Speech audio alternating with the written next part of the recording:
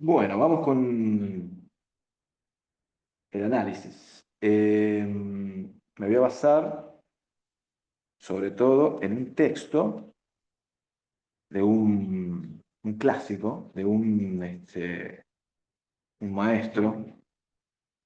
El maestro se llama Senkei Shibayama. Este, y tiene un libro, que los recomiendo, que se llama en inglés A Flower Does Not Talk o La flor no habla. Es una serie de textos. Y en uno de ellos es un análisis exhaustivo de este canto. Es uno de los más completos que yo he leído y me voy a basar, digamos, en Shivayama. Igual voy a hacer algunos cambios de palabritas para que... pasa que es, imagínense, es del japonés al inglés y del inglés al castellano, ¿sí? Cuando la traducción es del japonés al inglés hay palabras que no son, para mí, nos pueden desorientar. Una de ellas es la palabra iluminación, es desorientativa. Para mí vamos a reemplazarla por otra distinta, que es más del linaje nuestro. Este, Shibayama muestra que el canto tiene tres partes, se divide en tres partes, y lo que voy a hacer yo es, voy a trabajar la línea principal de cada parte, como está el comienzo, el corazón y la finalización del canto, ¿no? Tiene una lógica, mejor dicho, el canto del Sazen tiene es como una exposición exhaustiva y quirúrgica, diría yo, bien quirúrgica de lo que es la doctrina del Zen, lo que es, digamos, nuestra práctica, el sentido, tan nítida como el Hanya Shingo, ¿no? El Hanya Shingo también dice que lo podemos estudiar, el cuerpo del texto tiene una precisión admirable. Eh, las palabras que está utilizando Hakuin no son para nada, digamos, aleatorias. Hay un uso muy, muy, muy fino de los conceptos. La otra vez en el Sasenkai hablamos del trabajo del lenguaje se hace en el Zen. Bueno, aquí esto es un ejemplo, ¿no? De un trabajo rico, espontáneo y muy fino de los conceptos del Zen, cosa de poder, digamos, ha sintetizado de alguna manera lo que es el Zen en un canto.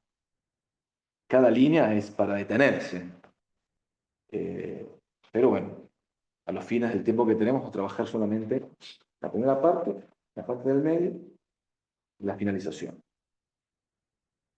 Eh, vamos a arrancar con la primera línea del canto, que es todos los seres por naturaleza son Buda. ¿Bien? Les recuerdo que cuando hablamos de Sazen, aquí en el canto del Sazen, no es el Sazen, digamos, no es el Upaya, es el Zen. ¿Sí? Hakuin está trabajando el punto de vista de Huineng, el sexto patriarca, donde se entiende el Sazen como retornar al punto donde el sí mismo surge. ¿Sí? Y no es exclusivamente estar sentado en el zafu. Entonces puede ser el canto del Zen, en realidad, más que el canto del Sazen. Primera línea. Todos los seres son, por naturaleza, Buda. Que ahí Hakuin está comunicando el principio del Zen, ¿no? Todos los seres son, por naturaleza, Buda. Todos los seres. ¿Qué serían todos los seres? Está utilizando Hakuin la palabra Shuyo en japonés, que es, digamos, la versión japonesa de la palabra sánscrita sattva. Sattva significa, es un término muy lindo, que significa criaturas que viven en el mundo de la ignorancia. Es decir, que en un sentido amplio está hablando de todos los seres. En un sentido restringido, las personas. ¿Sí? Entonces, cuando hablamos de todos los seres, son las criaturas que viven en el mundo de la ignorancia. Y cuando usa la palabra Buda, ¿sí? La palabra Buda, que también es del sánscrito, está mal traducida como iluminado. Es una palabra que yo la despojaría y de hecho, sí, sugiero, despoje. Con Augusto somos más partidarios de la palabra florecer, brotar. ¿Sí?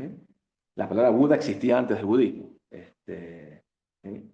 Y tiene que ver con brotar, florecer. ¿No? Y Hakuin lo está utilizando, vamos a decir, como un hombre, podemos utilizar la palabra, como un hombre de realización, se puede decir así, ¿no? Un hombre despierto también, esa es otra, otra forma de traducirlo, pero sobre todo en contraste con el hombre de ignorancia, ¿sí? Aquí estamos entrando en, digamos, en la cosmovisión del Zen, ¿sí?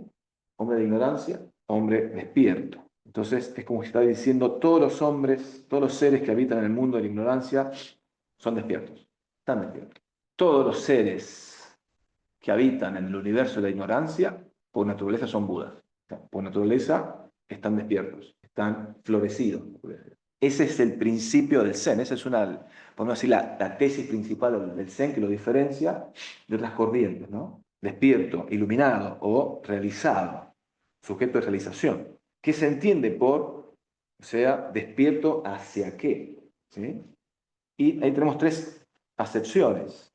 Tenemos, desde el punto de vista subjetivo, sería, ha despertado a la naturaleza de Buda o a la naturaleza del Dharma, la naturaleza con la que nació. Esto sería un Buda. Ha despertado a la naturaleza de Buda o naturaleza del Dharma, naturaleza con la que nació. Otro punto es persona que ha comprendido la verdad eterna o la fuente fundamental de la existencia. Y otra excepción es esta persona quien ha despertado a su ser verdadero. En cualquier caso, aunque existe una gran diferencia entre un hombre iluminado, un hombre despierto y uno en ignorancia, Buda no es un ser absoluto que exista aparte de nosotros y que no pueda identificarse con nosotros. Ese es un punto fundamental, ¿no? No es un ser aparte, no es algo especial. En los textos Zen existen, en los casos Koan, sobre todo, innumerables respuestas a la pregunta ¿qué es Buda? De hecho, hay muchos Koan que son ¿qué es Buda? Un alumno comienza con esa pregunta y hay una multiplicidad de respuestas, ¿sí? Porque se van dando desde diferentes ángulos la respuesta a esa pregunta. Pero siempre dentro de la noción de que Buda significa despierto. El texto dice, todos los seres son por naturaleza Buda. Y cuando se usa la palabra por naturaleza, ese punto tiene que ver con que esta proposición de que somos principalmente por naturaleza Buda, significa que todos nacemos con la semilla o la potencialidad de la realización. Pero a su vez, aunque nacimos con dicha potencialidad, esa naturaleza no se ha despertado o se ha realizado. Y aquí hay una acepción muy buena que marca Shivayama, que dice que en cualquier caso el objetivo final del Zen es crear una personalidad Zen. El Zen nos enseña a encontrar el camino hacia ella, en nosotros mismos, en nuestra vida aquí y ahora, y no en algo externo. Lo que el Zen intenta hacer es despertar nuestra naturaleza búdica innata y permitirnos vivir como seres iluminados basados en esta comprensión, en este despertar. Este es el objetivo del Zen. Con alguien hoy día hablé de que el Zen sí tiene objetivos, porque por ahí ahí está como esa noción de que Zen es sinónimo de no meta o de no avanzar, todo lo contrario, ¿sí? El Zen tiene una meta bien clara, la acabo de decir, y alrededor de eso construye un campo de práctica y un campo, se puede decir, pedagógico de alguna manera. Ahora, ¿qué es la naturaleza búdica? ¿Qué es la naturaleza dharma a la que uno despierta? Y Shivayama usa un ejemplo muy bueno, que se los quiero leer, está re bien utilizado, que leo, en el budismo la sabiduría de un iluminado, de un Buda, a menudo se llama sabiduría de un gran espejo redondo. Sabiduría de un gran espejo redondo.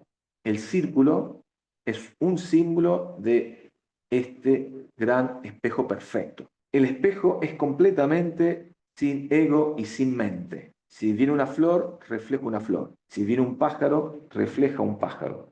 Muestra un objeto hermoso como hermoso y un objeto feo como feo. Todo se revela como es. No hay mente discriminatoria ni autoconciencia en el espejo. Si algo viene, la parte del espejo simplemente lo refleja. Si desaparece, el espejo simplemente lo deja desaparecer. Le guste o no, no queda rastro de nada. Tal estado de no mente o el funcionamiento verdaderamente libre de un espejo se compara con la sabiduría de un Buda. Y esto quiero remarcarlo, ¿no? El estado de no mente o funcionamiento libre. Además, dice, todos son tratados por igual frente a un espejo. Es igual, podemos usar otra palabra, que es ecuanimidad, más que igual. Todos son tratados por ecuanimidad frente a un espejo. No discrimina entre ricos y pobres, no hace que los ricos y distinguidos parezcan hermosos porque son especiales, ni hace que los pobres sean particularmente feos.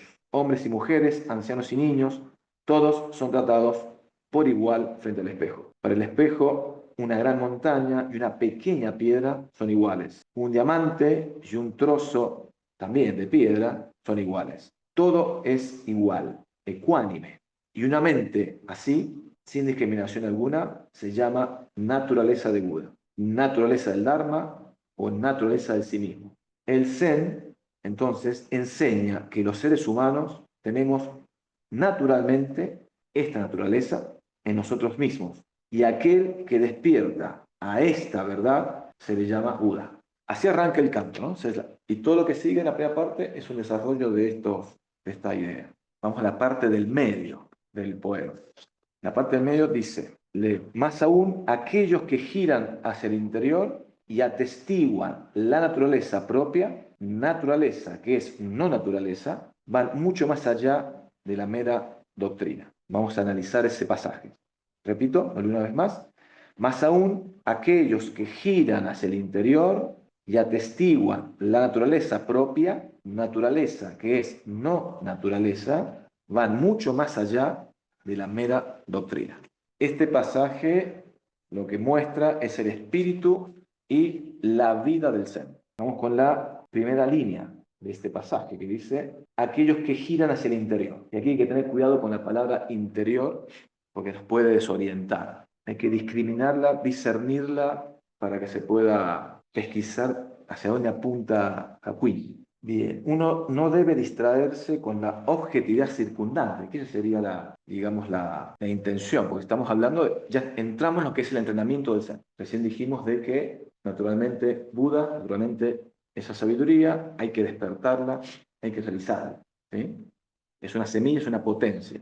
Y ahí viene el entrenamiento del Zen. Todo un periplo para que eso se despierte, se realice y se exprese. ¿Sí? Entonces estamos hablando de una persona que busca. O sea, no puede haber entrenamiento del Zen sin una búsqueda. O sea, buscar despertar eso. ¿Sí?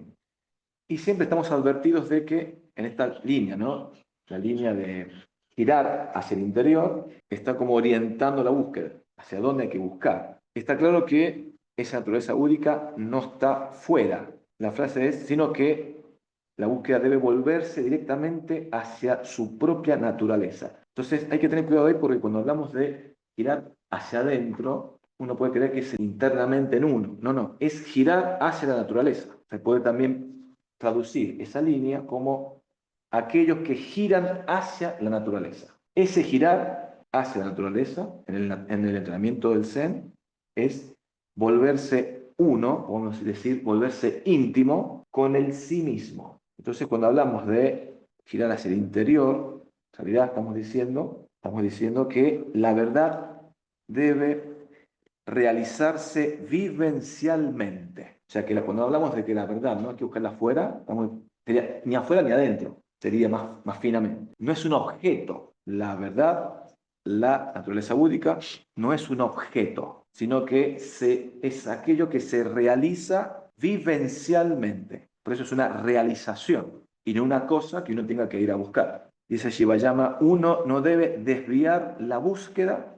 hacia afuera, buscando la verdad en el mundo exterior. Y podemos completar, uno no debe desviar la búsqueda hacia adentro, buscando la verdad en el mundo interno de la persona. Digo porque se escucha mucho esto de que está dentro de uno, y no es eso, ¿no? Se puede decir que no está ni dentro ni fuera. Como no es un objeto, no está localizado, hay que realizarlo en realidad. Y esto es la característica básica del Zen. El Zen siempre busca la verdad fundamental en una realización vivencial. Y toda la enseñanza del Zen se basa en la realización de esta verdad. Bien, eso ahora la otra línea que dice naturaleza propia. Aquellos que giran hacia el interior y atestiguan la naturaleza propia. Vamos a focalizar en esta frase, naturaleza propia, que ya la dijimos anteriormente.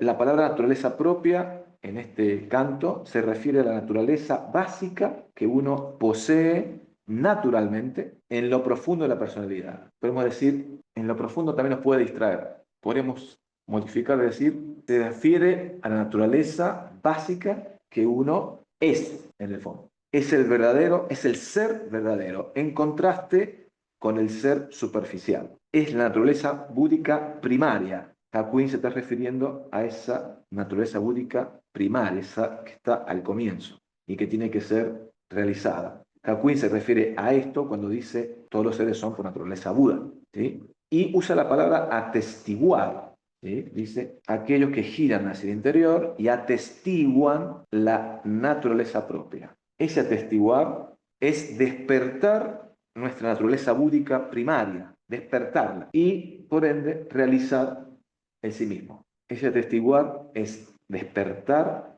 y realizar. Eso que está ahí latiendo en pura potencia, pero tiene que expresarse. Hakuin no habla de conocer la naturaleza propia, ni comprender, no usa ni la palabra conocer, ni la palabra comprender.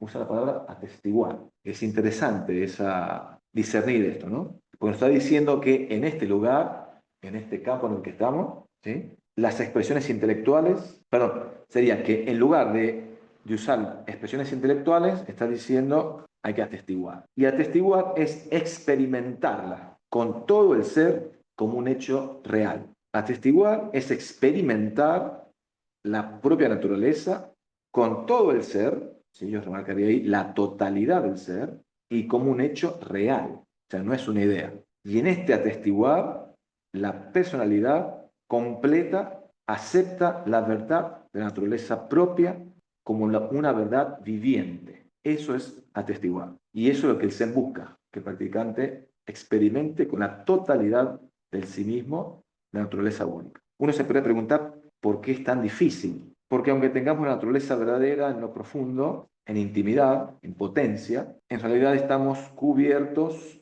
por las múltiples y densas capas de la conciencia dualista. Y realmente para atestiguarla, primero debemos abolir toda nuestra conciencia dualista ordinaria y superficial. Ese es el trabajo que tenemos que hacer. Abolir toda nuestra conciencia dualista y discriminadora, o sea, diferenciadora. Esta ardua, así lo dice Shivayama, ¿no? Esta ardua, dolorosa y casi desesperada lucha, me gusta como lo dice, ardua, se lo digo porque van a sentir eso, ¿no? Se los advierto. Ardua, dolorosa y casi desesperada lucha por destruir la conciencia dualista ordinaria se llama entrenamiento Zen o disciplina Zen. O sea que no es sin grandes momentos de frustración, porque estamos todos acá para destruir eso. No hay realización sin la destrucción de esa mente dualista. Así pues, dar testimonio es probarlo como una experiencia real de la propia persona. Dar testimonio es fundamentalmente diferente de saber. O sea, la naturaleza búdica no es algo de lo que se sabe, es algo que se realiza. Dar testimonio es posible cuando uno trasciende su conciencia discriminante y, escuchen esto, se adentra en un nuevo mundo. Esta experiencia de trascender la conciencia discriminativa y adentrarse en el nuevo mundo le abre una nueva perspectiva de la vida humana a la persona, al practicante, y dice, ha renacido con una personalidad totalmente diferente. Esto también está en las metáforas morir y renacer en el Zen. La espada que da muerte, la espada que da vida, ¿no? Fíjese cómo está muy marcada acá que el trabajo no queda completo con la abolición, con el trascender, sino que hay que adentrarse en un nuevo mundo, renacer. Ahí se completa, por decir, ahí se realiza la naturaleza búdica, ¿no? En un renacer post caída de la conciencia que discrimina. Los antiguos maestros del Zen, obviamente, enseñaban que bajo la gran duda se encuentra la gran realización. Gran duda podemos entenderlo como espíritu de indagación. Bajo la gran duda se encuentra la gran realización. Tener la gran duda es al comienzo o una condición necesaria para continuar el entrenamiento Zen, y su consecuencia, escuchen esto, su consecuencia es la ruptura del intelecto dualista. El Zen posee la lucidez de romper por completo con el intelecto dualista. En ese sentido, Hakuin había pasado por una disciplina muy intensa, que eso hablamos en el encuentro anterior, ¿no? Había pasado por una disciplina muy intensa. Un día, a los 24 años, mientras practicaba Zazen durante toda la noche, la campana anunció el amanecer y escuchen cómo lo dice Shivayama, y las densas nubes que habían cubierto su mente de repente se disiparon por completo. Se cuenta que saltó de alegría. En ese misterioso momento, su visión espiritual se abrió a una dimensión totalmente diferente. La cuestión es que la experiencia Zen produce un cambio fundamental en uno mismo, dice Shivayama, tanto filosófico e intelectual como psicológico. Es la transformación total de la personalidad donde uno renace con absoluta libertad y creatividad. En el Sasenkai, cuando Andrés dio su charla Dharma, no sé si se acuerdan que hablamos de esta cosa de habitar el silencio, que Andrés mencionó que era un paso más allá de los místicos, porque el místico tiene esa meta del silencio, pero se enamora del silencio y es una meta definitiva, quedarse ahí. El Bodhisattva lo que hace es entrar en el silencio, habitarlo y salir, y lo que hace es pasarse todo el resto de su vida buscando la expresión momento a momento de ese silencio. Eso tiene una relación muy directa con lo que hemos hablado en el encuentro anterior de Hakuin, porque él tiene una experiencia con eso en la cual él llega a ser el Hakuin que fue gracias a un maestro que le muestra de una manera muy violenta y física, literalmente, que para más desesperación de la que habla Andrés, esa realización no es la meta, sino es el comienzo. O sea, ahí empieza el Zen. Pero llegar a esa largada es de un sufrimiento zarpado y después más sufrimiento. Pero, se puede decir frustración. Frustración más que sufrimiento, ¿no? Hay frustración porque uno va acumulando experiencia y los hábitos de uno tienen que agotarse. Los hábitos de comprensión, como uno comprende la vida, se tienen que agotar. Entonces, los maestros lo que hacen es generar condiciones, sobre todo en la práctica del Koan, para que los viejos hábitos no, digamos, se agoten. En ese agotamiento hay una experiencia de frustración, ¿no? De no dar en el blanco. Pero si uno persiste en un momento, Joaquín dice que es como una olla de presión. En un momento, ¡pah!, la olla salta. Eso es empírico, salta. Y ahí viene esta vivencia. Sí. El tema con Hakuin es que él hace un esfuerzo impresionante por digamos, realizarse, lograr la realización, y piensa que ha llegado, digamos, a algún lado y que no necesita más porque, como dijo en sus palabras, en teoría, había logrado una expresión más grande que la del Buda mismo. Entonces, cuando va a buscar a los diferentes maestros que tuvo, hay uno en particular que él se presenta en un dokusan y no solamente le advierte de la falta de respeto que va a cometer, o sea, como que ya está con la actitud de que ese maestro que tiene enfrente es menos que él por la relación que ha tenido. Lo que hace ese maestro cuando lo ve venir es saltarle literalmente encima y le retuerce la nariz y ahí le hace una pregunta que no puede contestar. Entonces, en ese momento se da cuenta de que no había llegado a ningún lado y que le quedaba un montón por hacer. Y ese montón por hacer es lo que atestigua después con un montón de años de trabajo, y la conclusión, digamos, a la que él llega en un momento. Porque recordemos que él entra a los 12 años, cuando tiene todo este trabajo, cerca de los 40, él, gracias a cultivar esa experiencia que tuvo en ese momento a los 24, cerca de los 40, él comprende finalmente no me acuerdo cuál era el sutra que él trabaja por haber pertenecido con su madre a la secta Nichiren. ¿Cuál es el sutra que trabaja en ella? Es el de Loto. Puede ser que sea el Sutra del Loto, sí. Que él tiene esta cosa de que siempre lo despreció porque se sentía menos y no lo entendía. Y cerca de los 40 como que le cae un botón así impresionante.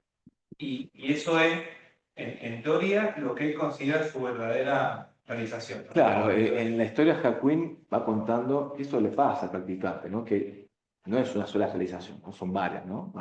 Son varias con diferentes cualidades, ¿sí? Por el camino, ¿no? Sí, está claro lo de Gustavo de que en un momento de su vida parece ser como que él se da por concluido de haber tenido una experiencia fuerte de haber tenido un gran shikantaza, y puede que ella quedado capturado en que ahí está la naturaleza búdica, cuando en realidad esa es la gran muerte, ¿no? Después viene todo un trabajo de expresión de eso, ¿no? Ahí donde se completa. Entonces, Eso es lo que sí, hablábamos los otros días, que sí, es, ese maestro lo que le dice después es que morir es fácil, pero lo difícil, lo que te lleva el resto de tu vida es vivir después de esa muerte. claro, renacer después de la muerte son etapas, ¿no? Tiene que ver con lo que yo, bueno, lo que dije dentro del salir del silencio, ¿no?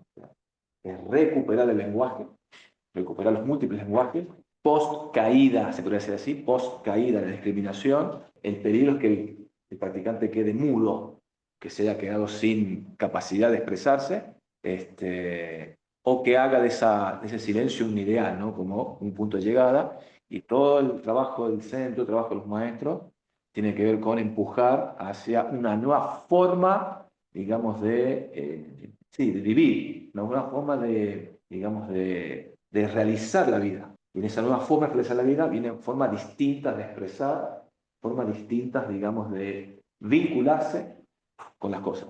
Y ahí viene todo el trabajo, digamos, del ser, sobre todo el trabajo con. María, sí.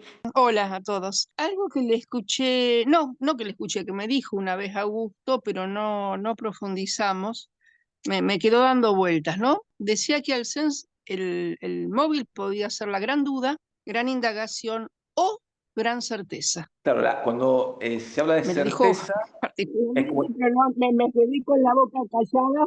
Como que la sí, gran certeza también era camino del sí, Zen, y no sé si vos sí, coincido. podés. La gran certeza también se puede decir como, es como una fe, dicen otros, ¿no? Es esa Sí, certeza, casi un anhelo, que el camino es por acá, ¿sí? sí. Es por acá. Quizá la persona no puede, digamos, agotarlo con las palabras, o no puede, digamos, encontrar una expresión, o no ser tan consciente quizás, pero es esa sensación profunda, fuerte, de que la cosa es por acá. Por eso uno por ahí, sí es verdad, que por ahí, digamos, sí, coincido, puede ser una gran certeza. No certeza en el sentido quizás epistemológico, de un dato empírico, ¿no? Sino es una Sí, no de vivencia. saber cosas, no pasa por saber cosas.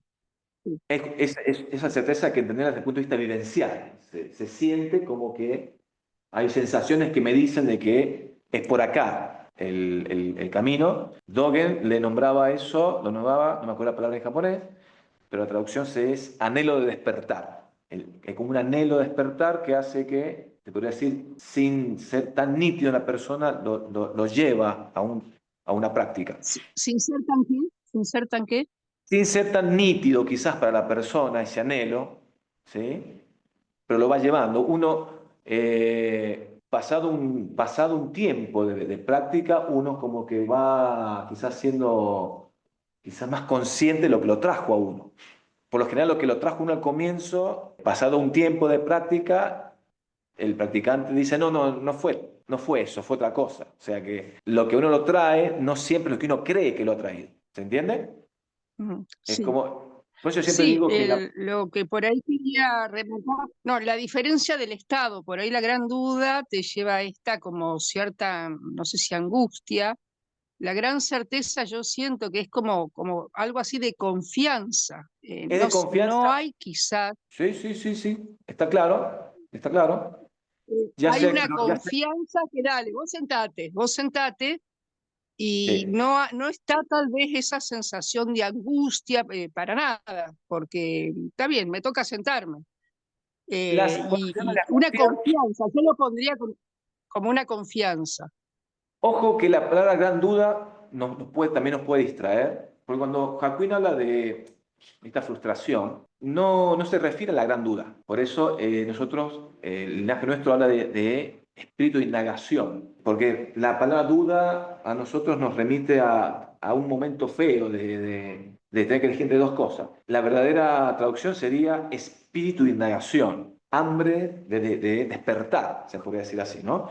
Pero sea que entre por la gran duda o el practicante entre por la gran certeza, se va a topar con la barrera. Esa barrera que es, digamos, que el rol de todo Roche es ponerte una barrera, ¿no? Es, digamos, la realización y la expresión de esa realización. En la expresión de esa realización es ahí donde vienen, digamos, las frustraciones, porque uno está acostumbrado tiene hábitos cognoscitivos, hábitos de expresión, de pensamiento, de comprensión, que por más que la experiencia de realización no extingue. La experiencia de realización no extingue los hábitos mentales. Lo extingue en el momento, pero después ¡pac!, vuelve a surgir. Entonces, todo el trabajo que viene a posteriori de maduración de la expresión, ¿sí?, es abandonar esos hábitos mentales que uno viene acumulando durante mucho tiempo. Y ahí es donde suele aparecer estas frustraciones. En nuestro linaje eso se materializa en el trabajo Koan. ¿Sí? El trabajo Koan, lo que pide el maestro, la expresión que pide, se puede decir la expresión genuina. Para que la expresión sea genuina, no tiene que haber ninguna huella de discriminación. Y eso lleva tiempo porque uno está como atravesado por las huellas, está completamente atravesado por las huellas. O sea, la vivencia, realización no elimina las huellas de la persona. Uno tiene que empezar a sacárselas de encima post realización. Entonces, en el ejemplo que pone Gustavo, Hakuin debe haber tenido un gran samadhi, una fuerte experiencia de realización, ¿no?, de despojarse de todo, pero seguramente rápidamente, al poco tiempo, se le volvieron a meter en la cabeza los viejos hábitos. Cuando el maestro se le tira encima y le agarra la nariz, lo está probando. Está probando a ver si ha dejado los hábitos de discriminación, que son como mala hierba. Todo el tiempo están creciendo. No es que es de un día para el otro. O sea, el practicante tarda mucho tiempo en arrancar de raíz toda esa maleza. Por eso la práctica post-realización en el Zen es muy importante. Bien. ¿Sigo? ¿Puedo seguir? ¿Sigo? Ah, Marcos. Sí, tengo un par de cosas que me surgen de los comentarios. Uno es que yo tengo una traducción antigua que dice en el verso, más aún aquellos que giran en redondo y atestiguan la naturaleza de sí mismos. Es similar, Ajá, pero me parece interesante porque elude un poco este punto de si es interior, si es exterior, ¿no es cierto? Que está muy marcado en nuestra época por toda esta cultura New Age claro. de busca en ti mismo y mira en tu interior. Me acordé de una frase o algo que citó una vez Augusto de Robert Aiken, que le preguntaron sobre esto de si el Zen trabajaba hacia el interior o qué. Y él dijo, el Zen es ir hacia afuera, hacia afuera, hacia afuera, hasta que ya no haya diferencia entre adentro y afuera, entre interior y Muy bien, exterior. Ese es muy un bien. punto. Y me acordé también de otra cita de un monje que había entrenado y estaba por irse a un monasterio, entonces el maestro le dice como ya yéndose él, el maestro le dice, bueno, ¿y esa piedra que está ahí está dentro o fuera de tu mente? Y el monje dice, por supuesto que está en mi mente. Harto peso vas a cargar en el camino, le dice. Entonces ahí se da cuenta que todavía estaba en este juego un poco de dentro-fuera, ¿no? Claro, Y otra cosa me trajo a la mano todo esto que, sobre todo creo yo en nuestra cultura, todo esto lo miramos siempre en una clave muy individualista, como que la práctica, mis problemas, mi realización es algo que tengo yo como persona. Y el budismo nos enseña que no hay ningún ser separado de los demás, o sea, aislado, claro. ¿no? Sí, Entonces me acuerdo que llegué hace muchos años a un Dokusan con Augusto a decirle que ya no me soportaba a mí mismo y que estaba practicando para prácticamente destruirme a mí mismo y desaparecer. Entonces él me dijo, pero la persona es el sujeto de la realización, o sea, no es que el yo no está de más, no va a ser destruido y no es el objetivo. ¿no? Y me convidó una frase de Dogen que me ha acompañado hasta el día de hoy, que es, ningún ser está falto de su propia perfección, donde sea que se pare, no falla en cubrir el suelo. Entonces, como que en realidad no hay que, realmente no hay que hacer un esfuerzo por adquirir nada extra o adicional, ¿no? Y en realidad uno no está mal. No es que uno tenga que hacer una especie de suicidio espiritual y desaparecer. Y fue Muy como una bien. alivio, aunque cada cierto tiempo sigo sin soportarme en algunos sentidos, ¿no? Por toda la sufrimiento y confusión que nos, como tú dices, vuelve a surgir y vuelve a surgir todo el tiempo. Pero me pregunto esto, de que hasta dónde se rompe un poquito en este atestiguar esta naturaleza que es no naturaleza, se rompe esta cosa de lo individual. Y esa naturaleza que es no naturaleza quizá es una naturaleza búdica no personal o no individual. Pero eso me lo pregunto y quizá algún día lo pueda mirar con mis propios ojos. Eso espero. Eso Sí, es sí, mi está comentario. bueno. Por eso, cuando se habla de naturaleza propia, quizá la palabra propia nos arroja un sentido individual, ¿no? Me parece que habría que ver otra palabra ahí, más que decir propia, es la naturaleza, uno podría llamar, no sé, íntima, ¿sí? Porque no es de mi propiedad, digamos, no es de mi propiedad. Como el yo Exacto, de no se la... limita a mi persona, a mi pequeño yo, digamos. Lo atraviesa. Lo atraviesa en el sentido que ese pequeño yo también está dentro de esa naturaleza íntima, ¿no? Claro, por eso, como decía Gustavo, es verdad, cuando Siddhartha expresa en el árbol Bodhi, dice yo y todos los seres, ahí lo está diciendo, ¿no? Ahí se ve, ahí se siente. Y eso tiene bueno el Zen, porque cuando se habla de no ego en el Zen, el Zen no está hablando de no yo Andrés o Marcos. Está hablando ese no ego, se puede decir, olvidado del ego. Ese no ego es O no como que separación, quizás es no separación, ¿no? No aislamiento. es olvidado, es como cuando uno, se puede decir que, pongo un ejemplo, ¿no? La cosa anda, la cosa es natural cuando la persona está olvidada de lo que está haciendo, ¿sí? Entonces, digamos, ese no ego es el ego que se olvidó que es un ego. Tiene que haber un olvido ahí. En el funcionamiento cotidiano es más un olvido que una destrucción. Digamos, si pongo ejemplo el karate que yo practico. Si yo estoy practicando karate con un compañero y estoy consciente de mí mismo, ¿sí? Me llegan todas las piñas. Solo en un pasaje, en un acto de olvido de mí mismo, ¿sí? Se puede realizar una técnica o un movimiento espontáneo. Entonces, en ese olvido de sí mismo, ese es el no ego. Y no digamos, querer aniquilarse es recontra ego. Hay puro ego, porque está tan consciente de sí que es insoportable. Entonces, ese no ego, del que se habla en la metáfora del espejo, sería una respuesta tan natural al estímulo que no pasa por la conciencia, no pasa por la autoobservación, se podría decir. ¿Sí? Es una conciencia que no se observa a sí misma. Vos recién nombraste los New Age y estamos en una época donde la conciencia parece ser que se autounidad, comida consciente, nada más feo que una comida consciente porque no puedes digerir prácticamente. La naturaleza búdica pasa más por el olvido, la acción en olvido, más que estar ahí observando. Por eso el espejo, la imagen del espejo es como que el espejo devuelve, es como una metáfora de una reacción espontánea. No se detiene a discriminar, pum, pum, tac, tac. Y uno todo el tiempo en la vida uno tiene esas respuestas, pasa que no las registra, porque son irregistrables. Si las registras ya no son. Y todo el trabajo de realización, de expresión del Zen es que el practicante se olvide de sí mismo. Bueno, ahí viene todo un trabajo, ¿no? Hakuin estaba muy consciente de su experiencia y esa experiencia lo volvía un idiota. Si uno detiene el entrenamiento del Zen en la experiencia, se vuelve un idiota porque uno va a estar todavía queriendo recordar eso y hay que olvidarlo eso para que aparezca la vida. ¿Sí? La vida aparece en el momento en que la persona no está ni siquiera pensando en lo que está haciendo. Ese es el no ego, ¿sí? No detenerse a mirarse los pies caminar. Y eso es infinito, por eso el libro de Augusto se llama Llenando un pozo con nieve, porque es una práctica infinita, hermosa. No tiene fin, o sea, es tan espontáneo que todo el tiempo uno puede pasarse la vida entera realizando ese olvido en la familia, en el trabajo, ¿sí? En el arte, ¿no? Por eso llenando un pozo con nieve, pues, ¿no? Sí. Sí, buenas tardes a todos.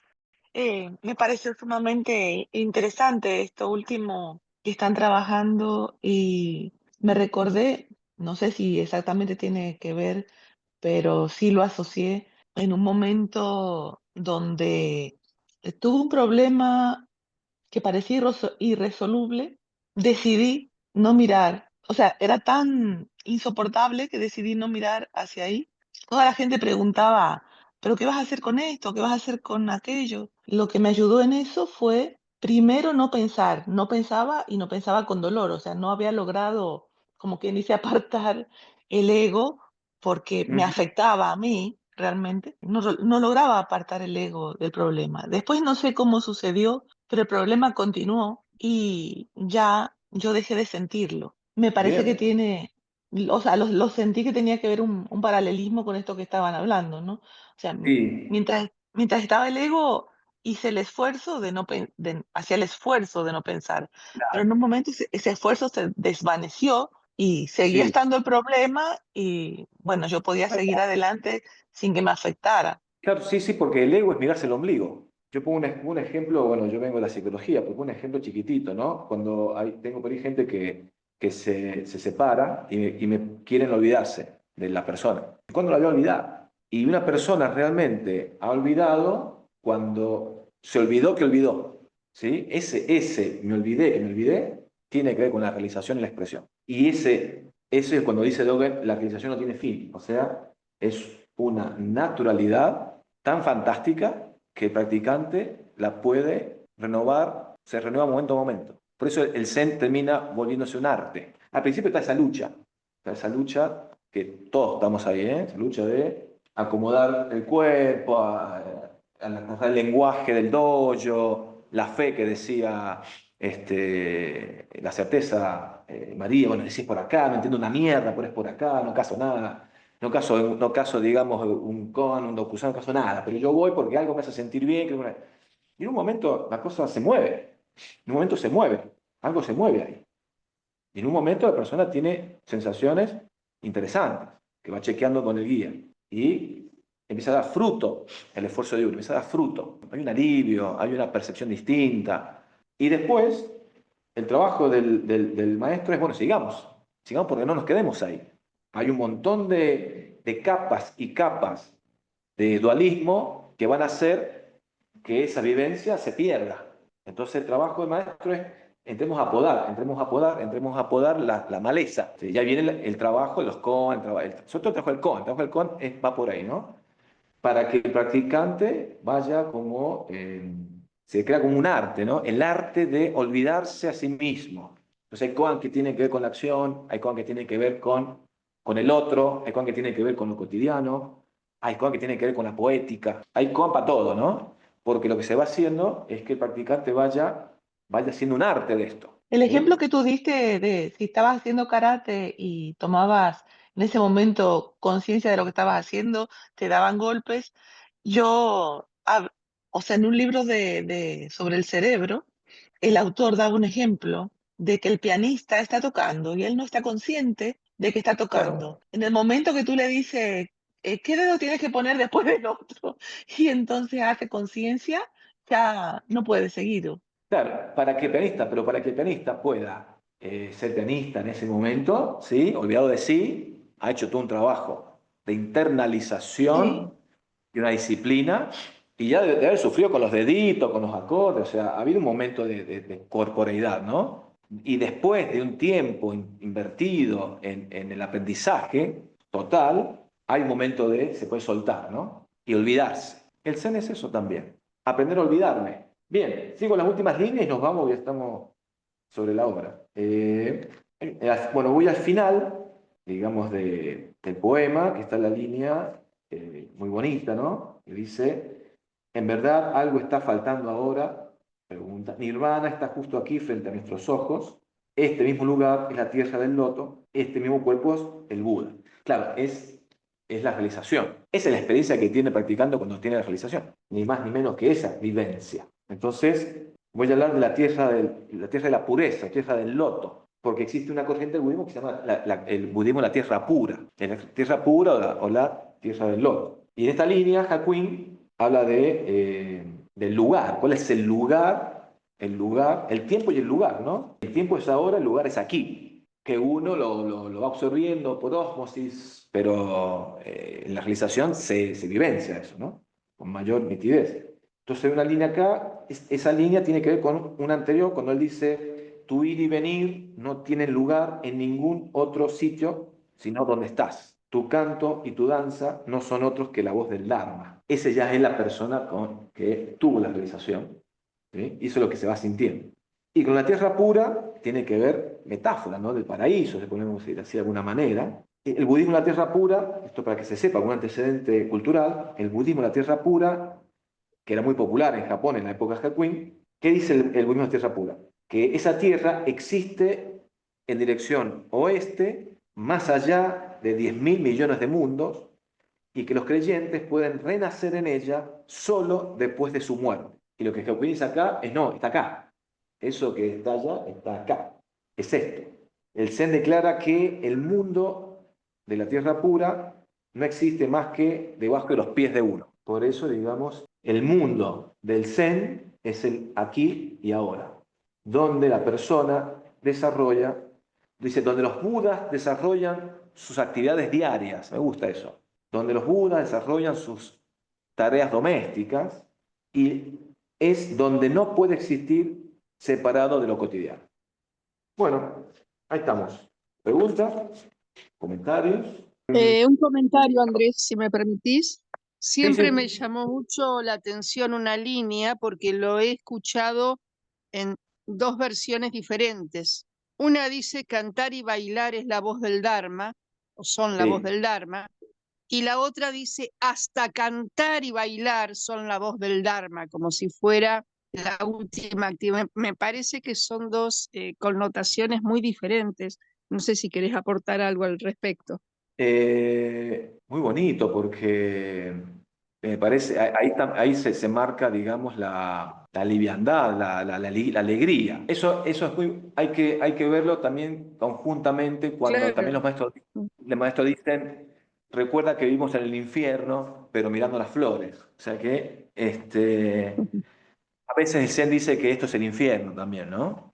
Y hay varios koans sobre el infierno que son muy bellos porque dirían, bueno, si esto es el infierno, mi trabajo es arder en el infierno, ¿no? Me gusta cómo por ahí el Zen va tocando a veces elementos livianos y a veces toca elementos de sufrimiento.